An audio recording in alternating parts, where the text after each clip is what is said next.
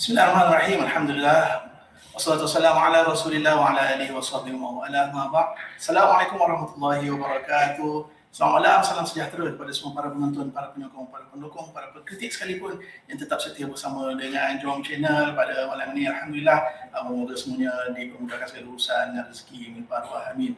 Alright, anda bersama dengan saya, moderator anda macam biasalah, kalau muncul biasa dengan Tuan Haji Khalid Samad. Kali ini kita dalam rancangan yang lain pula dah mengambil kira waktu kempen dalam pilihan raya negeri yang tak lama lagi ramai pada 6 negeri ni akan pergi mengundi pada hujung minggu ni. Hari ni hari Isnin hari ini 7 Ogos 2023 dan pastinya akan ada banyak lagi informasi dan juga kita perkenalkan calon-calon sama ada daripada Perpaduan Pakatan Harapan ataupun Barisan Nasional di Negeri Selangor ini, insya-Allah. Dan pastinya pada malam ini kita tampilkan kepada anda pula seorang calon daripada Pakatan Harapan dan sepatutnya dipasangkan bersama-sama dengan seorang calon daripada Barisan Nasional, tapi mohon maaf kerana beliau tidak dapat untuk bersama kerana ada urusan-urusan kempen yang perlu diselesaikan. Macam mana pun pada malam ini kita bertuah bersama dengan calon Sri Serdang, Saudara Abbas Azmi. Okey, apa khabar? Assalamualaikum Abbas. Waalaikumsalam warahmatullahi wabarakatuh. Sihat Alhamdulillah sihat dan masih bertenaga. Alhamdulillah, itu nak dengar tu dah dalam seminggu lebih setakat ni kempen. Macam mana perkembangan kempen di Sri Serdang? Alhamdulillah, kalau kita melihat kepada jadual dan juga strategi kita kempen untuk tempoh lebih kurang seminggu yang lepas, Alhamdulillah saya berpuas hati dan juga saya melihat sokongan yang sangat baik daripada para pengundi di N29 Sri Serdang, tak kiralah Melayu, Cina ataupun India, kesemuanya memberi respon yang sangat positif dan saya melihat kempen yang berkesan telah pun dijalankan oleh pasukan kempen saya di N29 Sri Serdang bagi tempoh seminggu yang lepas. Okey, satu perkembangan yang memang kita mengharapkan begitulah. Tapi sebelum itulah, mungkin kalau secara peribadi saya sendiri mengenali Saudara Abbas ni beliau sebelum ini saya juga bersama dengan beliau dalam Jawatankuasa Pemuda Amanah Negeri Selangor selaku Ketua Pemuda Amanah Negeri Selangor, dan sekarang ini naik pangkat sebagai naib Ketua Pemuda bagi Parti Amanah Negara di peringkat nasional. Dan ada pelbagai lagi jawatan-jawatan. Ini yang penonton nak dengar dan nak kenal ni. Mungkin ada benda yang orang kata biasa secara formal dan boleh bagi tahu sedikit kalau katalah bukan dalam politik, Saudara Abbas ni apa aktivitinya? Saya bermula dengan Parti Amanah ni daripada awal lagi penubuhan Parti Amanah, dan sebelum itu saya dalam Parti Islam Malaysia PAS sebagai naib Ketua Pemuda PAS kawasan Shah Alam. Kemudian apabila berlakunya konflik dalaman PAS sehingga tertubuhnya Gerakan Harapan Baru dan seterusnya pada penubuhan Parti Amanah, saya bersama dengan Gerakan Harapan Baru ini dan juga Parti Amanah daripada awal lagi 2015 sehinggalah hari ini. Dan dalam Parti Amanah pada awalnya saya dalam pemuda sebagai Ketua Pemuda Amanah Negeri Selangor, dan kini saya dipilih pula untuk memegang amanah tanggungjawab di peringkat Pemuda Amanah Nasional, dan sebenarnya ini adalah term terakhir saya dalam pemuda. InsyaAllah umur pun dah melebihi had pemuda, dan di peringkat Negeri Selangor pada hari ini saya sebagai ahli Jawatankuasa Amanah Negeri Selangor memegang portfolio pembangunan sumber manusia, dan insyaAllah selepas PRN ini kita akan fokus kembali kepada gerak kerja Parti Amanah dan juga kepada rakyat, insyaAllah selepas pilihan raya nanti. Sedikitlah penglibatan saya dalam Parti Amanah ni.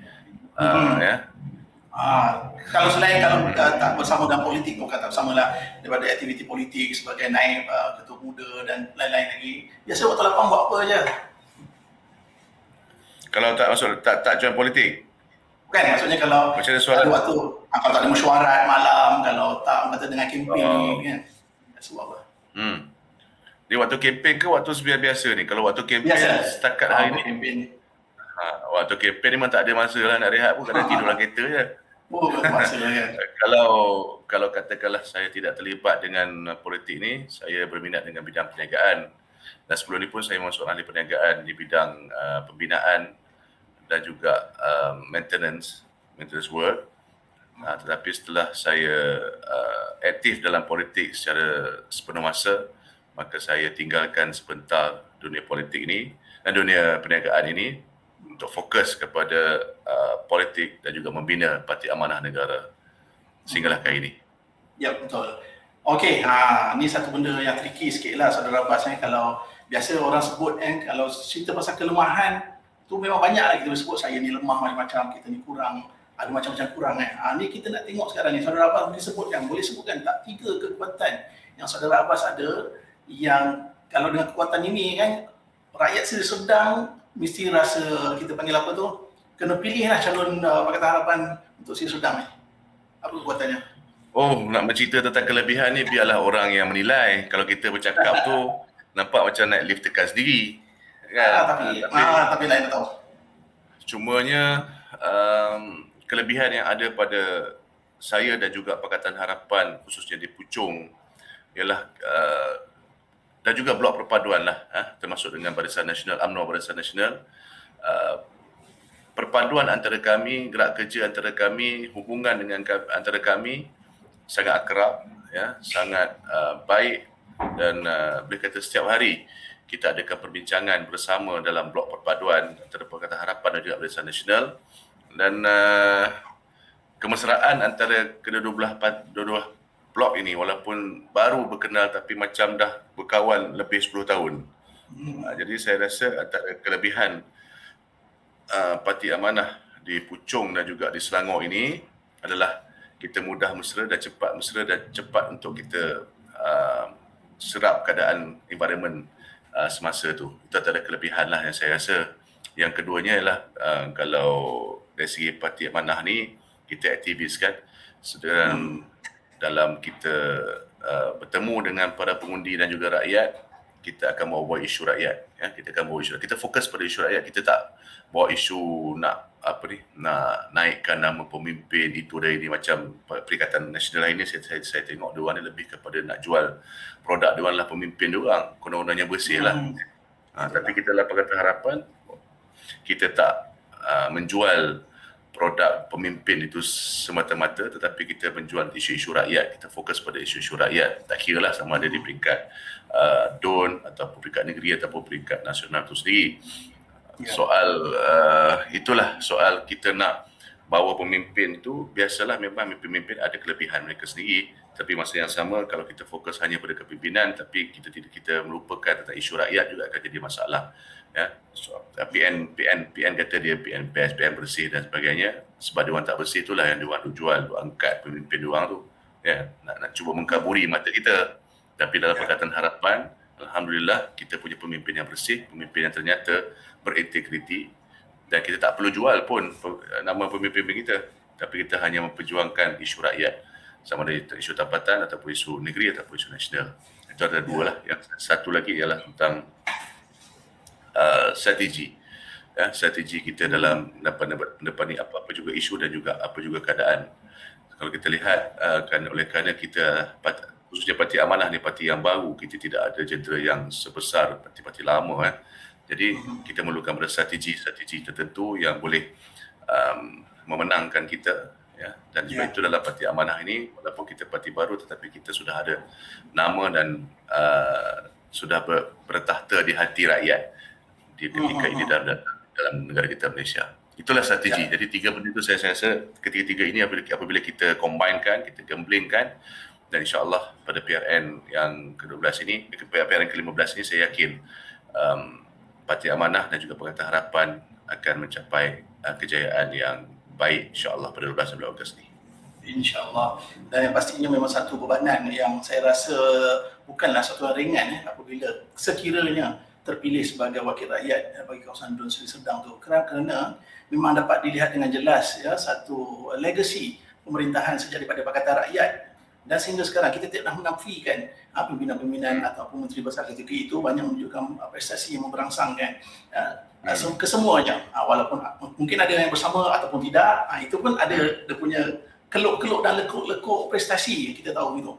Alright, dan atas sebab itulah mungkin satu bebanan itu yang perlu ditanggung oleh saudara Abbas sekalian yang dipilih. Dan itu yang kita nak cerita juga pada malam ni, saudara Abbas. Kita cerita pasal kalau undi PH ni, al-maklum lah biasa ini saya nak sampaikan satu naratif yang memang biasanya walaon atau camp di sebelah sana selalu cerita. Walaupun Macam tak biasa kawan-kawan kan. Dia selalu akan cakap kalau di PN ni Islam terjejas, kalau sebelum tu lagi kalau pergi sekolah kena pakai skirt, azan mungkin tak berkumandang, benda-benda memang semua ni tak masuk akal. Dan China menguasai DAP ni di sebalik Pakatan Harapan ni, mereka menyusun segala strategi untuk kata mengatasi dan kata melemahkan agama Islam dan juga orang Melayu di Selangor ni. Jadi mungkin nak boleh respon apa yang sebenarnya PN perpaduan boleh dapat kalau rakyat memilih. Okey. Kita bagi saya lah kalau kita nak bermain sentimen tak habis. Kalau macam bagi saya pihak yang bermain sentimen ni pihak yang telah kekurangan modal ataupun kehabisan modal atau tak ada modal. Macam yang Saudara Saiful beritahu tadi ni, ceritakan tadi ni, kita sering dilabel itu dan ini.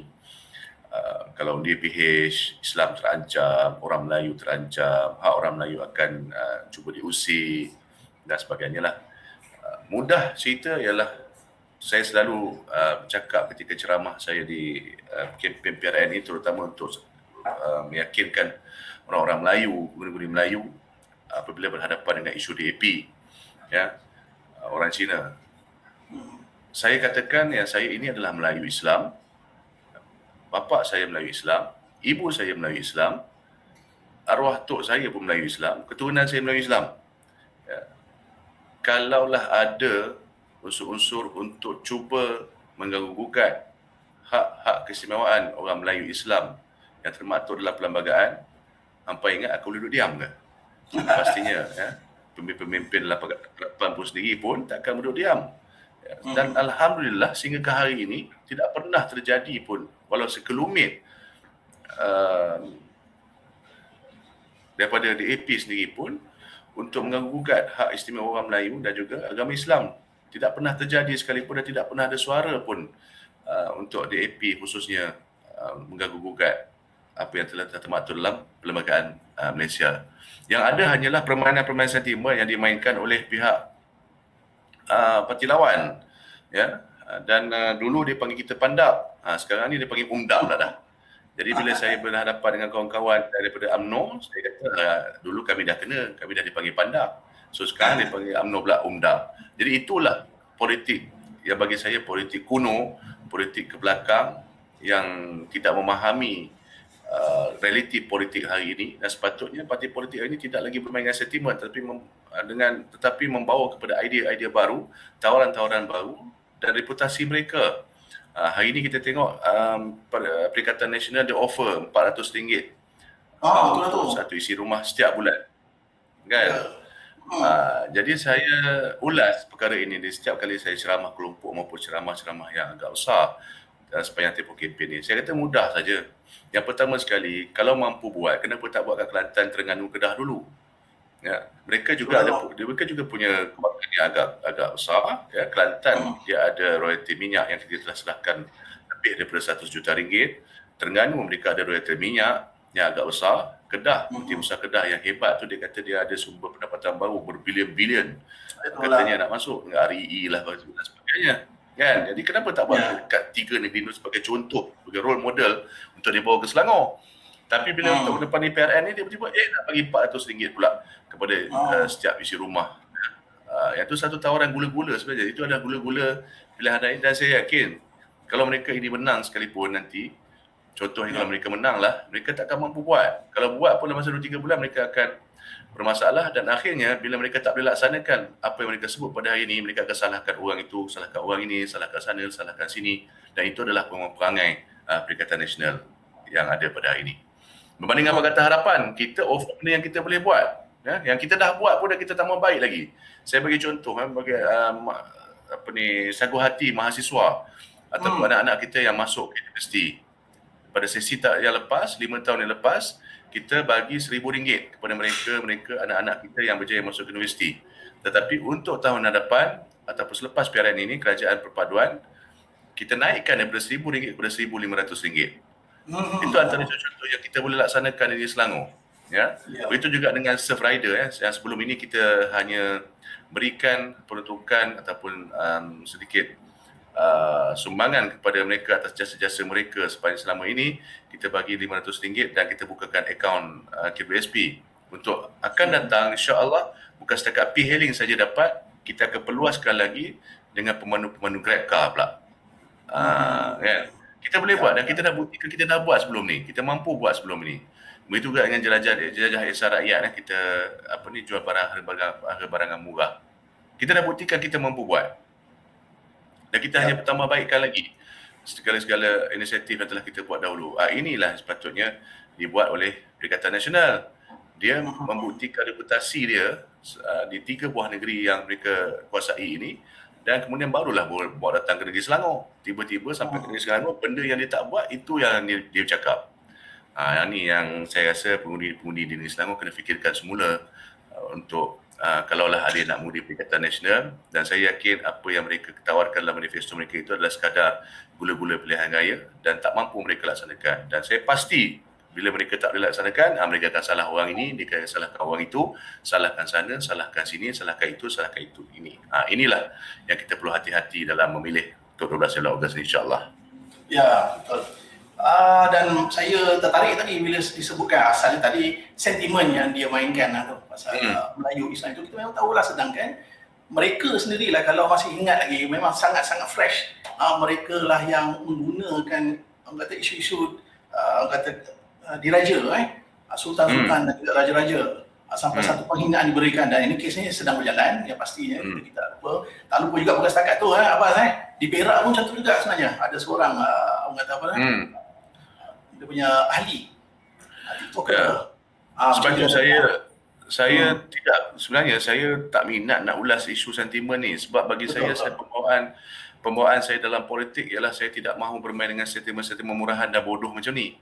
Betul. Kita nak kembali ke zaman kuno balik, zaman dulu lagi yang nak main dengan sentimen apa semua ni kan. Yang paling penting kita nak ke depan. Bila kita nak ke depan, yang kita perlukan idea-idea baru, bagaimana kita nak majukan lagi negeri kita, bagaimana kita nak selesaikan masalah di kawasan kita, bagaimana kita nak pertingkatkan lagi segala hasil mahsul dalam negara kita supaya dapat disumbangkan balik kepada rakyat dan sebagainya. Ini yang patut kita bawa. Kalau kita terperangkap dengan permainan sentimen sebegini, memanglah kebencian kita akan ke mana-mana. Saya teringat masa baru ni saya debat di satu tempat, debat di satu saya boleh sebut di Sinar Harian. Sinar dengan calon Perikatan Nasional, saudara Afif, Dr. Afif. Dia banyak bermain dengan sentimen. Jadi saya rasakan kenapa perlu ada orang muda sebegini yang cerdik pandai, pernah menjadi esko dan sebagainya, tapi masih lagi perangkap dalam permainan sentimen. Apakah selama dia menjadi esko kerajaan negeri Pulau Pinang dahulu, dia tidak ada reputasi yang baik dalam gerak kerja dia? Jadi bila dia bermain sentimen masih lagi dengan cuba menghentam pribadi ataupun susuk tubuh yang maklumat Menteri Besar, menghentam pribadi yang maklumat Perdana Menteri, sentimen-sentimen sebeginilah saya rasa kita orang muda, bukan orang muda sajalah, semua pengundi-pengundi dalam negeri Selangor ini perlu fikirkan semulalah untuk mengundi Perikatan Nasional, sebab selagi bermain sentimen kita tak akan mana-mana. Apa kita nak risau dengan Melayu dengan Islam dah termaktublah perlembagaan? Betul. Yang terbukti hari ini macam yang aku cakap lah, terbukti hari ini bukan kita yang mengusik raja-raja, mereka yang cuba mempertikaikan keputusan Sultan Selangor berkaitan dengan pelantikan Menteri Besar. Dan jelas mereka lah yang bermain dengan sentimen bodoh, dan mereka kata kat kita sebenarnya mereka yang buat. Ya, betul. Okey, memang ada tempoh 7 hari tempoh berkempen ni pastinya tawaran-tawaran pun dikeluarkan. Dari minggu lepas Pakatan Harapan Perpaduan dan juga PN sama-sama keluarkan manifesto ataupun satu iltizam 5 tahun untuk negeri Selangor. Yang menarik kat sini ni Saudara Abbas, Perikatan Nasional Selangor pun dikeluarkan manifesto baru-baru ni. Saya saja nak terjah satu pemikiran tentang tawaran kepada anak muda. Konon digambarkan untuk yang ditawarkan oleh Kerajaan Perpaduan pada anak muda RM1,500 sebulan untuk allowance latihan industri bagi 2,000 anak muda Selangor, dia kata terhad. Dan diberilah satu perbandingan yang diberi lagi banyak. Lepas tu dengan alasan dia kata kenapa Selangor beri banyak kata tawaran ataupun manifesto yang terhad, sedangkan result kerajaan negeri sedang naik mendadak sekarang ni. Jadi apa komen?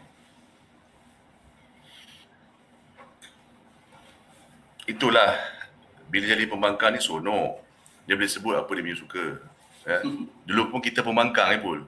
Ya, kita pembangkang. Kita sebut apa kita nak sebut.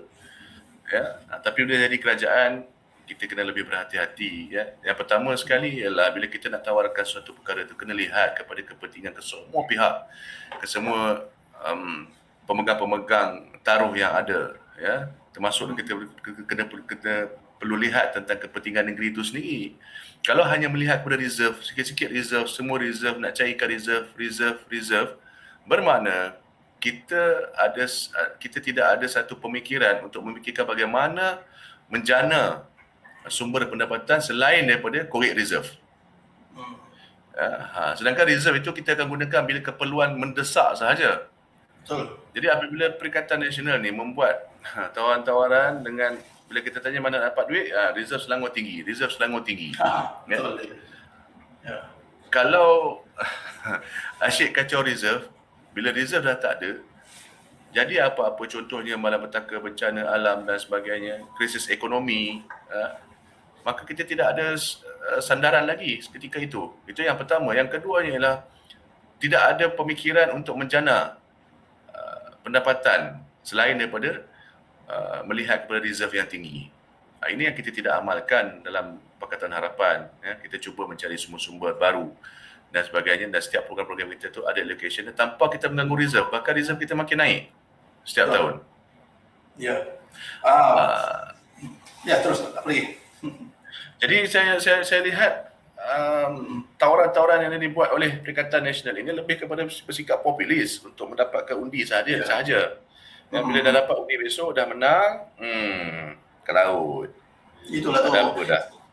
Yalah, pasal ni kalau depan saya sekarang ni bila sebut saudara Abbas sebut pasal Reserve Selangor ketika ke zaman Amiruddin Syari selaku Menteri Besar sejak Disember bermula 2018, Disember 2019 daripada 2.14 bilion, sekarang ini reserve sehingga 2022 ke 3.29 bilion banyaknya. Dan ni menarik perbandingan ketika zaman ni kawan juga kot pada saudara Abbas, Azmin Ali. Masa tahun pertama saja ada sedikit peningkatan daripada 3.2 bilion kepada 3.26 bilion. Selepas daripada tu 4 tahun berturut-turut dia jatuh 3.05, 2.84 dan juga 2.14 bilion. Tapi ni satu alasan yang menarik bagi mereka. Dia kata apa simpan reserve banyak-banyak tak gunakan untuk rakyat. Jadi pasal tu jatuh. Kalau nak alasan begitulah. Itu saya kata tadi ni, Apple, kalau berfikiran begitu, bermakna pemimpin-pemimpin Perikatan Nasional ni dia tidak ada pemikiran yang progresif. Dia kira duk nampak duit tu banyak mana, yang nak berhabiskan duit reserve tu. Sedangkan reserve ni ada kegunaan tertentu dia dan bukan boleh kita cairkan sesenang hati gitu. Jadi dia membangkang ni itulah, membangkang dia main sebut, dia main cakap je. Dia tak kira apa dah. Tapi dalam kita mentadbir Negeri Selangor ni, alhamdulillah dengan 46 inisiatif, dan insya-Allah pada sesi yang akan datang, 5 tahun yang akan datang akan bertambah sehingga ke 50 inisiatif tanpa kita mengganggu reserve kerajaan negeri, bahkan reserve itu bertambah lagi. Macam yang Puan cakap tadi tu kan, saya tak bermain dengan angka, tapi saya hanya kita melihat dari segi dalam skop keseluruhannya. Saya lihat kalau walaupun kerajaan negeri Selangor ni dengan programnya banyak, dari 46 akan naik 50, bahkan sesi yang lepas kita dapat 46 inisiatif yang tidak berhenti setiap hari, reserve negeri Selangor makin naik. Bukannya makin kurang, dan kita tak touch pun duit reserve tu. Tapi bila dia fikir nak pakai duit reserve, ini yang kalau dalam keluarga kita ni, kalau kita menguruskan keluarga lah, kita amalkan sebegini rupa, silap duit raya anak kita pun habis licin di belanja kan. Itulah tu. Tapi dari situ negeri, tapi yang saya seronok tu, dia orang duk nampak reserve tinggi. Yang ni korang nak mentadbir negeri kan, korang nak belasah duit reserve negeri ni. Memang itulah style dia kan, nak sakau situ pula ke kan. Jadi fikirkanlah kalau dalam pengurusan kewangan pengurusan kewangan yang baik, kita menjana pendapatan, bukannya kita mengikis hasil simpanan kita. Itulah. Dan kita tak ada keperluan pun untuk kacau reserve tu, sebab income Negeri Selangor ni setiap hari banyak kan. Macam saya kata tadi lah, kita ada 46 inisiatif program kerajaan Negeri Selangor yang berjalan setiap hari, tapi reserve kita naik. Tiba-tiba dapat Perikatan Nasional, dia kata tak apa, kita pakai duit reserve. Kita nak cairkan reserve. Yang ni something wrong kan. Itulah tu. Sambil-sambil memberikan inisiatif 46 tadi kan, yang hingga terkini 46 inisiatif Kota Rakyat, dan waktu yang sama kita masih lagi, atau di Selangor ini masih lagi boleh membawa pendapatan. Jadi kedua-duanya konsep ihsan di Selangor ini memajukan negara dan tidak mengabaikan kebajikan kepada semua rakyatnya. Bayangkan dari anak kecil sampai ke golongan tua, semua dapat manfaat. Betul. Jadi kalau kau nak comparekan pula dengan negeri-negeri di bawah Perikatan Nasional, macam mana pula lagi? Ini semua orang tahu lah, macam apa pandangan Mas? Kita nak menselangorkan Kelantan. Kita tak mahu Kelantan Selangor. Betul. Kan? Simple. So faham je lah bila kita kata begitu, maksudnya kalau kita nak comparekan antara negeri-negeri Perikatan Nasional dengan negeri Selangor, Pulau Pinang dan juga negeri Sembilan, saya rasa jauh langit dengan bumi. Ya. Kalau kita nak compare dengan Kedah lagilah, dah lah Menteri Besar tak ada akhlak. Ya. Kalau dia kata Menteri Besar Selangor tak cukup isi, kita nak kata balik kat dia lah. Dah lah hitam, gemuk, celupa pula tu. Kalau boleh sebut boleh je kita nak cakap gitu kan. Tapi kita tak bawa lah permainan politik macam tu, politik murahan macam tu kan, macam Menteri Besar tu. Dia downgradekan diri dia. Jadi kalau kita nak tengok pengurusan negeri pun jauh nak bandingkan 3 negeri Pakatan Harapan ni. Ya. Tengoklah dari Kelantan sendiri itu pun, walaupun mereka ada sumber pendapatan yang agak banyak, mereka ada wang ihsan, wang royalti minyak dan sebagainya, tetapi tahap di Kelantan tetap yang sama, tidak ada peningkatan. Masalah-masalah rakyat, inisiatif rakyat mereka tak bincang pun, mereka tak bawa pun. Bahkan isu air yang sangat popular hari ini, sehingga rakyat Kelantan tu dah terbiasa, dah tak kisah, dah malas nak fikir pasal air lagi dah. Ada air aku pakai, tak ada air aku cari tempat lain, sampai tahap macam tu dah. Yang penting Islam tak ajar gitu kan. Islam tu konsep dia Baldatun Thayyibatun wa Rabbul Ghafur. Tapi kalau dah sampai tahap keperluan asas rakyat pun masih tak boleh selesai, itu bukan ajaran Islam, itu memang masalah kepimpinan di peringkat pentadbiran kerajaan di Kelantan sendiri. Terengganu punya hasil minyak, ya. Terengganu adalah sebuah negeri yang ada sumber pendapatan yang agak banyak, tetapi mereka tidak ada, seolah macam tak ada idea bagaimana untuk kita memajukan lagi negeri Terengganu tu. Ya.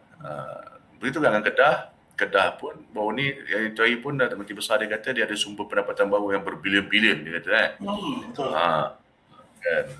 Tapi akhirnya kalau kita lihat realiti dia, tak lebih pada dia menjual diri dia dan juga menjual agama dan bangsa saja. Tak ada apa pun. Dan kita kena ingatlah konsep berpolitik ini adalah untuk mentadbir dan memberi perkhidmatan terbaik untuk rakyat. Kita bukan nak buka sekolah pondok, bukan kita nak pilihan raya ni kita nak memilih pengetua atau guru besar sekolah pondok atau sekolah agama. Kita nak memilih pemimpin untuk mentadbir negeri yang baik dan juga memastikan negeri dan negara kita lebih baik bagi tempoh 5 tahun yang akan datang. Itu sepatutnya konsep yang perlu kita fikirkan. Tapi kalau kita lihat daripada kempen Perikatan Nasional terutama yang PAS ni, dia tak lebih pada jual tu lah. Bina persepsi negatif pada orang. Jadi, cuma ada satu, terutamakan dulu.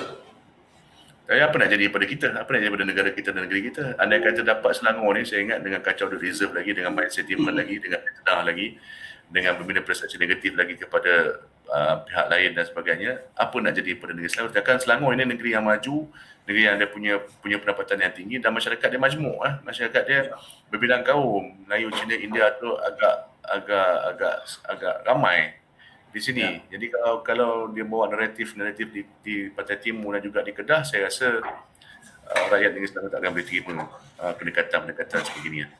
Betul. Ini menarik ni Saudara Abbas. Kita cerita pasal kempen dan tempoh seminggu lagi kan. Yang menarik, apabila disentuh tentang isu di Selangor ni, mungkinlah Perikatan Nasional ni dia ada satu hal yang lain dia akan tengok. Dia tahu negeri Selangor rakyatnya agak advance.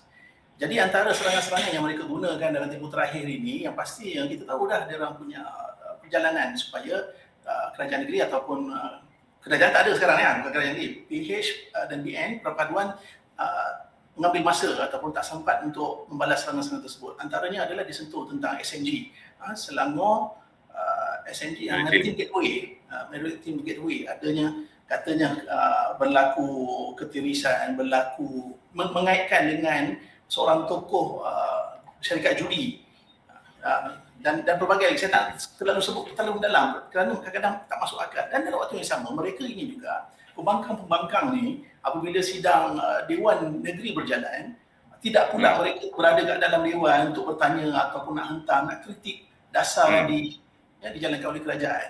Jadi selain daripada SMG, apa lagi yang sekarang ini Saudara Abbas mungkin sedang berdepan kempen di Sungai Sedang, sama ada kepada parti dan kepada peribadi Saudara Abbas sendiri? Mungkin ini ruang untuk Saudara Abbas menjelaskan dan memberikan penjelasan.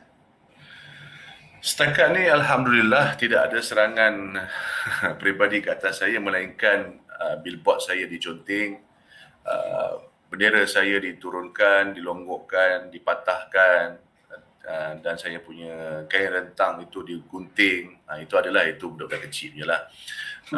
Bagi saya mudah aja, kalaulah saya tak tuduh sesiapa, tetapi bagi saya apa yang mereka buat kepada jentera pilihan raya saya, kepada barang-barang kita, barang kempen kita, apa yang mereka buat itu sebenarnya menambahkan lagi simpati kepada saya. Dan rakyat boleh tengok sendiri perangai. Bayangkanlah kalau pilihan raya pun korang buat macam ni, kalau menjadi kerajaan negeri macam mana rupa dia. Jadi saya ada kawan-kawan kata report polis, saya kata tak payahlah, kita angkat tangan doa kepada Allah saja, bagi Allah bagi hidayah kepada mereka lebih baik. Begitu kan. Biarkan simpati itu datang kepada saya sendiri, pada Pakatan Harapan dan juga perpaduan di atas perangai-perangai mereka buat itulah. Berkenaan dengan SMG tadi tu, ada juga dibangkitkan kononnya token judi macam Apple kata tu, yang Apple kata tu lah. Mudah dia beginilah. Kalau nak kata token judi ni pun ada gambar dia bersama dengan Menteri Besar Terengganu. Betul. Kan? Dan dia sebenarnya ada kepakaran tertentu yang boleh dilibatkan bersama dengan kerajaan negeri dalam kita nak merealisasikan SMG ini, Dan kalau betul ada berlaku salah guna kuasa dan sebagainya, SPRM lah tempatnya. Tetapi Alhamdulillah, sehinggalah habis tempoh sehingga kita bubar DUN Negeri Selangor, tidak ada seorang pun esko kerajaan Negeri Selangor, bahkan Menteri Besar sendiri yang terpalit dengan kes penyalahgunaan kuasa ataupun rasuah disabit ke mahkamah. Tidak ada walaupun seorang dalam Negeri Selangor ni. Alhamdulillah. Dan malah kat Selangor ada Selcat juga, Abang. Macam mana? Dan dekat Selangor, antara yang advance, Selangor sendiri pun ada satu badan yang akan mengawal selia tentang salah tadbir urus seperti Selcat. Kita bukan setakat hanya pentingkan kemajuan ekonomi, infrastruktur saja, tetapi dari segi good governance juga Selangor terkehadapan daripada negeri-negeri yang lain. Itu adalah kelebihan negeri Selangor. Sebab itu kita mampu maju, sebab itu kita mampu ada reserve yang tinggi walaupun program banyak. Sebab itu kita mampu untuk menjadi role model kepada negeri-negeri yang lain. Bahkan pelabur-pelabur asing pun melihat Selangor sebagai tempat pelaburan yang sangat baik. Tesla sebagai contoh yang akan membuka HQ-nya di Cyberjaya. Kenapa tak buka dekat Kedah? Kenapa tak buka Kelantan? Kenapa tak buka dekat Terengganu?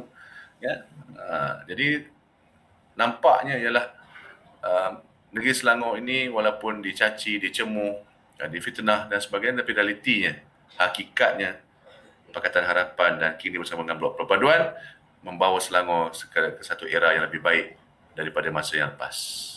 Ya, betul. Itu antara banyak yang menarik sebenarnya, dan pastinya sebagai sebuah kerajaan yang mantap yang ditadbir oleh Pakatan Harapan, dan insya-Allah selepas ini perpaduan kata kemajuan demi kemajuan akan dibawa, itu tak ada masalah. Dan semestinya akan nampak perkara-perkara yang boleh ditambah baik kan. Kalau di Seri Sedang, kalau mungkin Saudara Abbas dah dapat kenal pasti bila di Seri Sedang sekiranya menjadi wakil rakyat, apakah kata perkara-perkara yang boleh ditambah baik lagi di sana untuk memberikan kebajikan dan kelebihan kepada masyarakat sana? Seri Sedang ini dia punya demografinya agak besar, Saiful. Kita ada 93,000 pemundi. 93,000 pemundi ni tak masuk lagi penduduk. Kalau masuk penduduk tak 100,000 lebih lah. Dan kawasan dia agak besar. Kalau kita nak habiskan satu kawasan tu, kita terpaksa melalui 2 tol. daripada Puchong Mahala ke Seri Sedang sehinggalah ke UPM, Mati dan sebagainya. Agak besar kawasan dia. Dan saya melihat satu kelebihan yang ada di Seri Sedang ini ialah komuniti di kawasan-kawasan di dalam kawasan Seri Sedang ini sangat baik.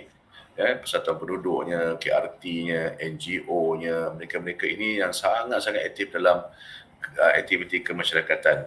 Dan mereka adalah sekelompok rakyat penduduk yang memang sayangkan tempat mereka, yang sangat cakna dengan tempat mereka dan sangat peduli dengan penduduk-penduduk di dalam kawasan mereka.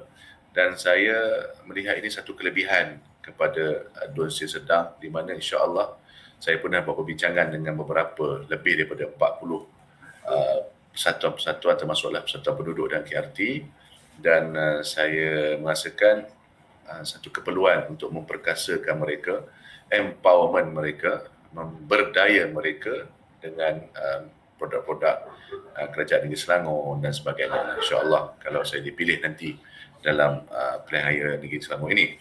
Yang keduanya infrastruktur awam. Ya, infrastruktur awam di Dun Seri Sedang ni kebanyakannya telah pun selesai. Cuma sekarang ni tinggal maintenance work saja, di mana masalah besar yang berlaku di Seri Sedang ni ada dua perkara yang saya sudah kenal pasti. Yang pertama adalah masalah banjir, yang kedua adalah masalah jam di waktu puncak, ya, pagi dan juga petang.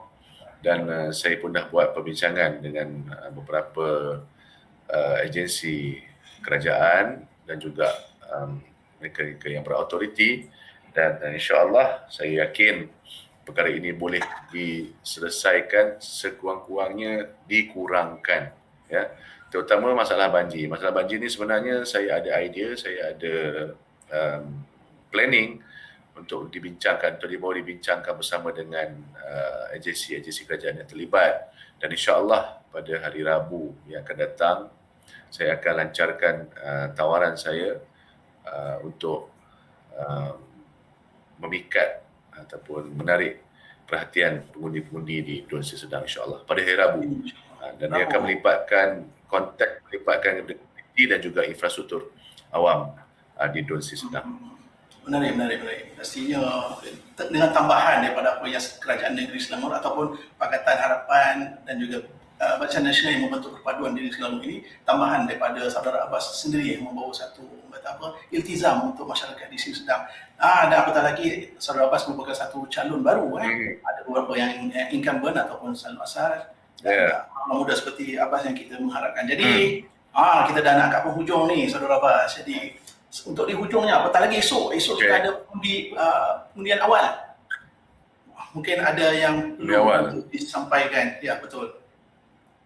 Kalau ada apa-apa nak bagi ucapan ataupun nak saya nak mengucapkanlah kepada semua yang akan mengundi awal besok, dengan harapan membuat satu pilihan yang baik, ya, pilihan yang tepat dan bijaksana. Jangan terpengaruh dengan sentimen-sentimen yang tidak seharusnya ada dalam negara kita pada hari ini. Ya, jangan kita gunakan sentimen untuk kita membuat keputusan, kerana salah buat keputusan, kita juga yang akan menanggung untuk 5 tahun yang akan datang. Kita tak mahu mengkelantankan Selangor, tetapi kita mahu menselangorkan Kelantan. Itu kena selalu kita ingat, ya, kerana kita mahukan satu keadaan tempat kita yang lebih baik, lebih aman, damai dan ekonominya berkembang baik, seperti mana yang telah dilakukan oleh Kerajaan Negeri Selangor di bawah Pakatan Harapan tempoh 5 tahun yang lepas. Untuk semua pengundi-pengundi dalam PRN kali ini, sama juga, pastikan kita keluar mengundi awal, bawa IC, jangan tak bawa IC, dan pastikan kat mana tempat mengundi kita. Dan ketika kita mengundi, pastikan kita membuat pilihan yang tepat, bijaksana dan tidak dipengaruhi oleh unsur-unsur yang negatif yang boleh merosakkan pemikiran kita sendiri sebenarnya, ataupun dalam masa yang sama akan merosakkan sistem yang telah kita bina sekian lama dalam negeri yang bertuah seperti negeri Selangor ini. Ya, janganlah kita melihat sentimen bangsa dan agama itu dalam buat keputusan, tetapi lihat kepada reputasi, idea, tawaran dan kerja buat sesuatu pihak ataupun satu parti politik ataupun individu ataupun calon itu sendiri. Dan kalau kita melihat kepada gerak kerja dan juga reputasi dan juga kepada tawaran, maka saya rasa tidak ada parti lain selain daripada Blok Perpaduan Pakatan Harapan dan juga Barisan Nasional. Jadi kalau kita memilih sentimen, Perikatan Nasional lah yang menang kalau bab sentimen ni. Tapi kalau buat kerja, buat idea, buat tawaran, buat reputasi, saya yakin Pakatan Harapan akan menjadi pilihan sebilangan besar rakyat ataupun pengundi di dalam Negeri Selangor, Pulau Pinang dan juga Negeri Sembilan. Ya, nak undi Pakatan Harapan pun boleh, tak nak undi Perikatan Nasional pun lagi boleh. Boleh. Allah. Terima kasih pada saudara Abbas. Saya bukan apalah, ni mungkin jarang kalau kita nak sebut depan-depan saudara Abbas. Mungkin saya boleh memberikan sedikit tambahan pada itu.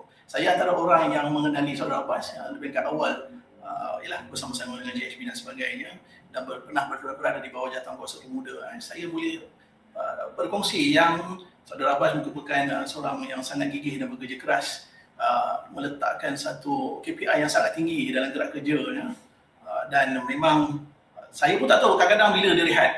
Banyak sangat agenda gerak kerja, dan begitu juga sebagai seorang bapa, memang ada anak, sebagai bapa yang penyayang, tidak pernah mengabaikan even program-program sekolah sekalipun. Saya tahulah ni, jangan tanya macam mana. Jadi beliau sangat-sangat boleh menyusun untuk memberikan keseimbangan kepada kehidupan dan juga kepada masyarakat. InsyaAllah.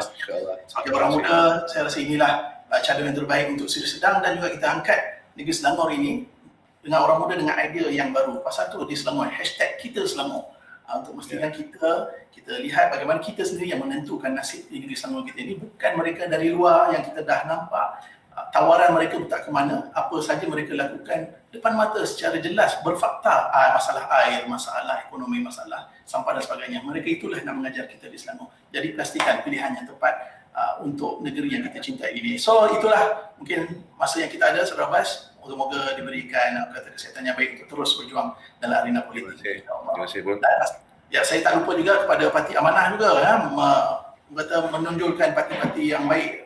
Hari itu live TikTok, even TikTokers pun dia memberikan respon yang sangat baik. Saudara Abbas kena tahu, sebab saya urusan mereka, dia kata tak sangka dalam Amanah ni ramai yang ada kaliber, cuma tak keluar je, dia kata. Saudara Abbas biasa keluar. Kalau boleh share apa, TikTok, Instagram dan Facebook ada orang mulia? Ada, semua ada. Semua ada. Abbas Azmi, semua Abbas Azmi. Betul. Jadi bolehlah mengambil tahu perkembangan saudara Abbas Azmi, dan akan datang mungkin saya akan panggil dia YB, panggil YB lah pula YB Abbas, insyaAllah. Alright, itu saja untuk hari ini. InsyaAllah setiap harian nanti kita akan tampilkan muka-muka calon-calon bagi Kerajaan Perpaduan Negeri Selangor ini untuk kita mengenali mereka. Sampai di sini saja. Terima kasih pada semua. Assalamualaikum warahmatullahi wabarakatuh.